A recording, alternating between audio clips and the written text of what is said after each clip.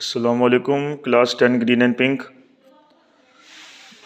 आज हम लोग स्टार्ट करेंगे न्यूमेरिकल्स चैप्टर नंबर 13 के, और इसके लिए मैं स्टार्ट कर रहा हूँ 13.3 से। The force of repulsion between the two identical position of charges are 0.1 apart, find the value of each charge. ठीक है, सबसे पहले हम देखते हैं कि हम लोगों ने निकालना क्या इसके अंदर। पहले गिवन डाटा पढ़ते हैं हम लोग। इसके अंदर गिवन है F is equal to 0.8 newton, D is equal to 0.1 metre, K is equal to 9 multiply by 10 की पावर 9 NM का square C-2, Q1 Q2 is equal to Q is equal to question mark. सबसे पहले हम देखते हैं कि जो आपके पास गिवन है इसमें फोर्स गिवन है 0.8, D गिवन है 0.1 और K गिवन है 9 मल्टीप्लाई बाय 10 की पावर 9। जब हम कह रहे हैं कि आपके पास दो आइडेंटिकल पॉजिटिव चार्जेस हैं, ठीक है, तो टू आइडेंटिकल का मतलब होता है कि Q1 Q2 के बराबर है। इसका मतलब ये है कि दोनों को बराबर कर दिया मैंने किसके, Q के जो है वो। ठीक है, उसके बाद आपने फार्मूला अप्लाई करना है F is equal to Q1 Q2 divided by R का स्क्वायर। उसके बाद जो R है उसको आपने चेंज कर दिया D के अंदर। नेक्स्ट स्टेप ये होगा कि जहाँ पे F है वहाँ पे आ जाएगी F की वैल्यू, और जहाँ पे K है वहाँ पे आ जाएगी K की वैल्यू, और Q1 Q2 मैंने किसके बराबर कर दिया अभी, ये कर दिया है मैंने Q का स्क्वायर। ठीक है, Q क्योंकि Q1 और Q2 आपने कहा था अभी कि किसके बराबर हैं, Q के, तो इसका मतलब ये है कि Q1 Q2 आपके पास क्या बन जाएगा, Q का स्क्वायर बन जाएगा, डिवाइडेड बाय D की जगह D की वैल्यू तो 0.1 का स्क्वायर आ गया। आपने 0.1 का स्क्वायर ओपन करना है, ठीक है, तो 0.01 आ जाएगा। अब करना ये है कि मुझे Q का स्क्वायर निकालना है, मुझे Q निकालना पड़ेगा, तो इसके लिए मुझे Q का स्क्वायर जो है वो उसको सेपरेट करना पड़ेगा। इसके लिए जो 0.01 है उसको मैं ले गया 0.8 के पास, और 9 मल्टीप्लाई 10 की पावर 9 ले गया लेफ्ट हैंड साइड पे जाके डिवाइड कर दिया उसको। ठीक है, अब दोनों तरफ क्या लूँगा मैं, दोनों तरफ लूँगा मैं टेकिंग स्क्वायर रूट। जब दोनों तरफ लूँगा टेकिंग स्क्वायर रूट तो इसका मतलब ये है कि स्क्वायर रूट से कैंसिल हो गया, और इस पूरे का जवाब आपके पास आ जाएगा 9.4 मल्टीप्लाई बाय 10 की पावर -7 कूलम।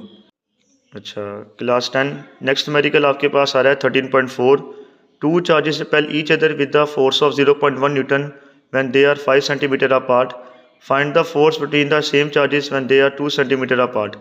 13.4 में लिखा हुआ है कि जो आपके पास चार्जेस हैं, दो चार्जेस हैं और वो रिपेल हो रहे हैं एक दूसरे से, और उनके दरमियान फोर्स कितनी है, 0.1 न्यूटन है।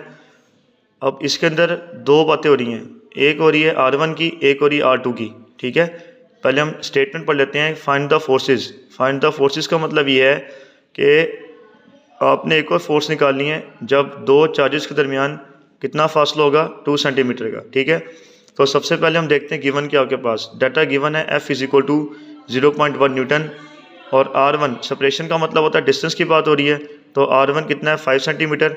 5 सेंटीमीटर को हमने चेंज कर दिया किसके अंदर, मीटर के अंदर, और R2 गिवन है 2 सेंटीमीटर।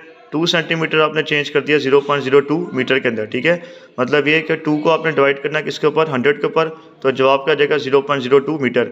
और K की वैल्यू सबने याद करनी है, 9 मल्टीप्लाई बाय 10 की पावर 9 NM का स्क्वायर C-2 होती है।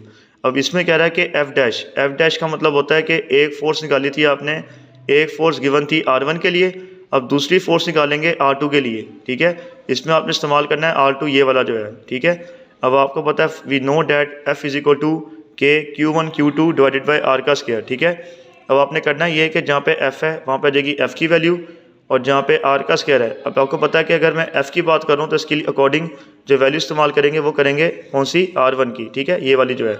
अब करना ये है कि जहाँ पे R है वहाँ पे आ जाएगी R की वैल्यू।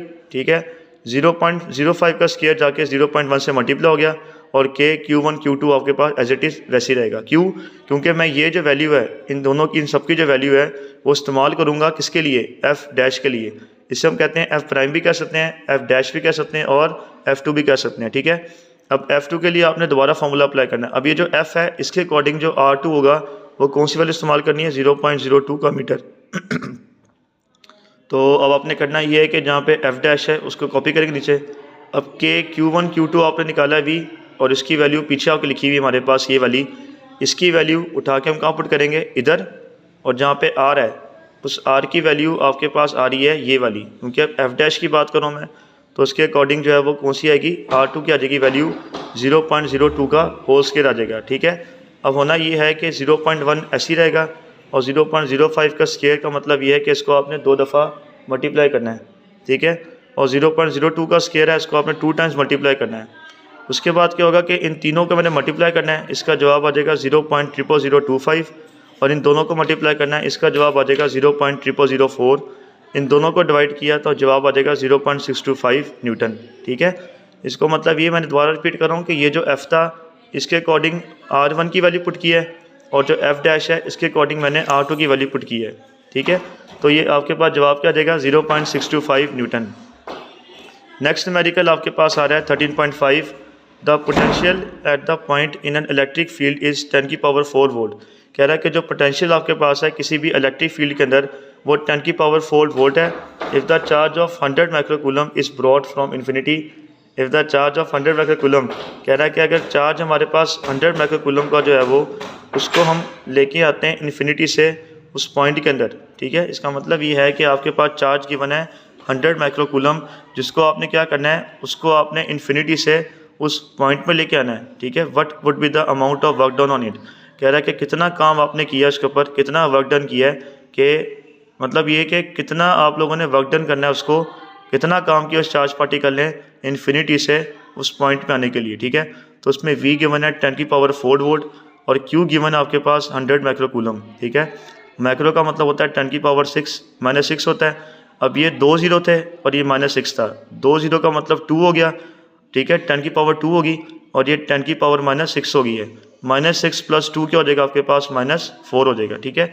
उसके बाद नेक्स्ट आपके पास आ रहा है, आप लोगों ने फार्मूला अप्लाई करना है W का, ठीक है। W का मतलब होता है कि इसके अंदर आप लोग निकालना है वर्क डन, कि एक चार्ज पार्टिकल कितना काम कर रहा है इन्फिनिटी से किसी भी फील्ड के अंदर आने के लिए। तो आपने करना ये है कि W का फार्मूला अप्लाई किया, W = QV, ठीक है।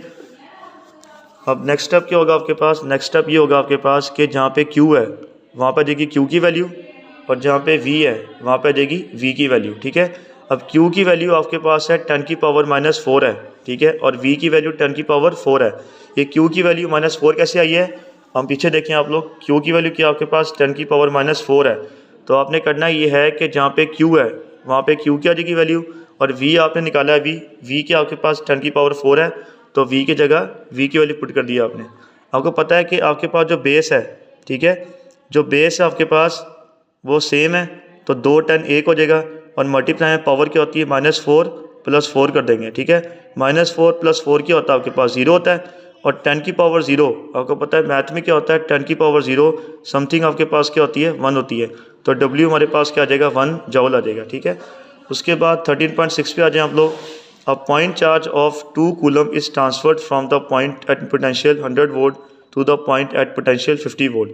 कह रहा है कि एक पॉइंट चार्ज है जिसको आपने ट्रांसफ़र करना है एक पॉइंट से दूसरे पॉइंट पे, तो उसने पोटेंशियल इस्तेमाल की है 100 वोल्ट से लेके 50 वोल्ट, ठीक है। कहने का मकसद ये है कि आपके पास एक पॉइंट चार्ज है 2 कूलम, उसने काम किया है, मतलब ये कि उसने जो है वो इन्फिनिटी से कहाँ लेके आ गए उसको आप लोग इलेक्ट्रिक फील्ड के अंदर, ठीक है, या किसी भी फील्ड में लेके आया बंदा उसको, मतलब ये कि इन्फिनिटी पॉइंट से एक ऐसे पॉइंट पे आ गया हमारे पास, उसने कितना काम किया है इन्फिनिटी से उस पॉइंट तक आने के लिए, ठीक है।